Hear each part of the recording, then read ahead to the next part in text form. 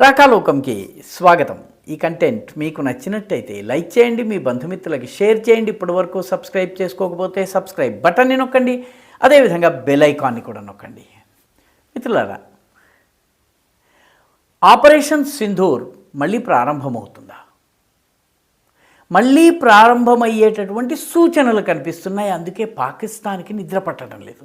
ఎందుకంటే ప్రధానమంత్రి మోదీ ఆపరేషన్ సింధూర్కి సంబంధించి ప్రసంగాల్లో చెబుతున్నారు. రాజస్థాన్లో మాట్లాడారు, గుజరాత్లో మాట్లాడారు, వేరువేరు చోట్ల మాట్లాడుతున్నారు.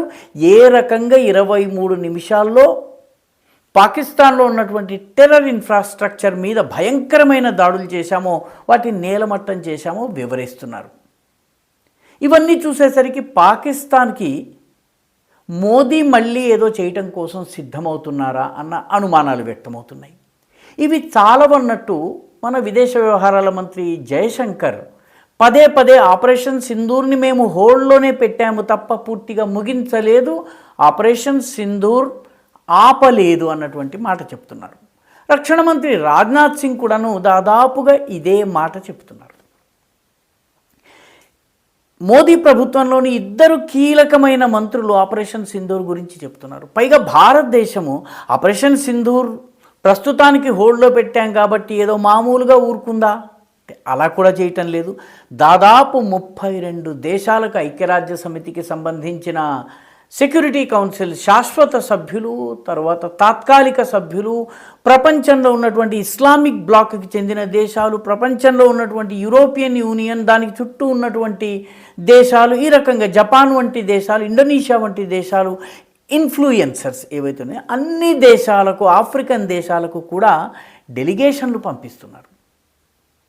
ఈ డెలిగేషన్లన్నీ కూడా ఆపరేషన్ సింధూర్ ఎందుకు చేయాల్సి వచ్చింది, పహల్గాం దాడి, పాకిస్తాన్ ఉగ్రవాదాన్ని ఎలా ఎగుమతి చేస్తోంది, మొత్తం మీద ప్రపంచమంతా పాకిస్తాన్కి వ్యతిరేకంగా వాతావరణం సృష్టిస్తున్నారు. పైగా అక్కడ కూడా మోదీ తన చాణక్యాన్ని ప్రదర్శించారు. చాలా చోట్ల డెలిగేషన్లకి నాయకత్వం విపక్షం వహిస్తున్నది. విపక్షానికి చెందినటువంటి శశి థరూరో, మనీష్ తివారియో, లేకపోతే అభిషేక్ బెనర్జీ తృణమూల్ కాంగ్రెస్ నాయకుడో, సౌదీ అరేబియాలోనైతే అసదుద్దీన్ ఓవైసీ, కొన్ని చోట్ల కనిమొళి నాయకత్వం వహిస్తే కొన్ని చోట్ల సుప్రియా సులే నాయకత్వం వహించారు. వీళ్ళందరూ కూడా వేర్వేరు పార్టీలకు చెందిన వాళ్ళు. అధికార బీజేపీకే చెందినటువంటి వాళ్ళు మాట్లాడినట్లయితే హిందూ మతోన్మాద పార్టీ అని ఇప్పటికే అనేక భుజకీర్తులు తగిలించారు. కాబట్టి ఆయా దేశాల్లో ఉన్నటువంటి రాజకీయ నాయకులకు, ఒపీనియన్ మేకర్స్కి తప్పుడు అభిప్రాయం కలగొచ్చు. కాబట్టి విపక్ష నాయకుల్ని ముందుంచడం ద్వారా ఈ విషయంలో భారతదేశంలో సపక్షము విపక్షము లేదు, అంతా ఏకపక్షము అన్నటువంటి మాటను మోదీ చెబుతున్నారు. ఇవన్నీ పాకిస్తాన్ గమనిస్తోంది.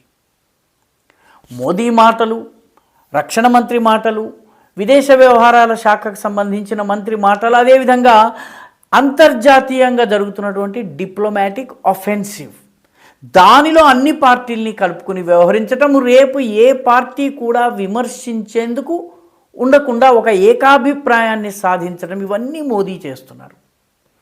దీంతోపాటు సైన్యము సంసిద్ధంగా ఉంది, కొత్త మిసైళ్ల టెస్టింగ్ నడుస్తోంది. ఇవన్నీ చూసినట్టయితే పాకిస్తాన్కి నిద్ర పట్టడం లేదు. ఎందుకంటే ఆపరేషన్ సింధూర్ మళ్ళీ ప్రారంభం కావచ్చు. ఇప్పటికే 5 రోజుల దాడిలో టెర్రర్ ఇన్ఫ్రాస్ట్రక్చర్ ధ్వంసమైంది.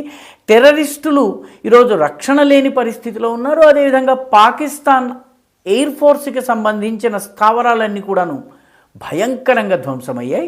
మొట్టమొదట ఊహించిన దానికన్నా, అంచనా వేసిన దానికన్నా అత్యంత భయంకరమైనటువంటి నష్టం జరిగింది. కొన్ని చోట్ల పాకిస్తాన్ ఎయిర్ ఫోర్స్కి సంబంధించిన ఎయిర్ బేసులు అసలిక భవిష్యత్తులో పనిచేయవు. పాకిస్తాన్ దగ్గర ఉన్నటువంటి అమ్యునిషన్ డంప్స్ ఏవైతే ఉన్నాయో అవి కూడా ధ్వంసమైనటువంటి ఇప్పుడు ఉదాహరణలు కనిపిస్తున్నాయి. టోటల్గా పాకిస్తాన్ యొక్క ఎయిర్ ఫోర్స్ ఇమ్మొబిలైజ్ అయింది. ఎయిర్ ఫోర్సే కాదు, ఈవెన్ ఆర్మీ కూడా దెబ్బతిన్న పరిస్థితి వచ్చింది. ఇప్పుడు తాజాగా వస్తున్నటువంటి శాటిలైట్ ఇమేజెస్ చూస్తే ఊహించిన దానికన్నా ఎక్కువ నష్టం పాకిస్తాన్కి జరిగింది అన్నది అర్థమవుతుంది. కాబట్టి పాకిస్తాన్కి ఇప్పుడు అతిపెద్ద భయం ఏంటంటే ఆపరేషన్ సింధూర్ని మళ్ళీ ప్రారంభిస్తారా? దీనికి తగ్గట్టుగా భారత ప్రభుత్వం బుధవారం నాడు ఒక ప్రకటన చేసింది.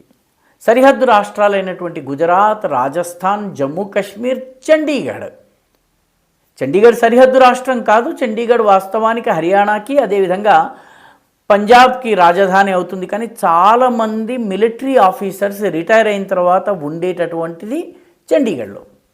ఈ చండీగఢ్ ప్రాంతంలో ఆర్మీకి సంబంధించినటువంటి సెక్యూరిటీ డ్రిల్స్, మాక్ డ్రిల్స్, బాంబు దాడి జరిగితే ఏం చేయాలి, ఇటువంటి డ్రిల్స్ అన్నీ చేయబోతున్నట్టుగా గురువారం చేయబోతున్నట్టుగా భారత ప్రభుత్వం ప్రకటించింది.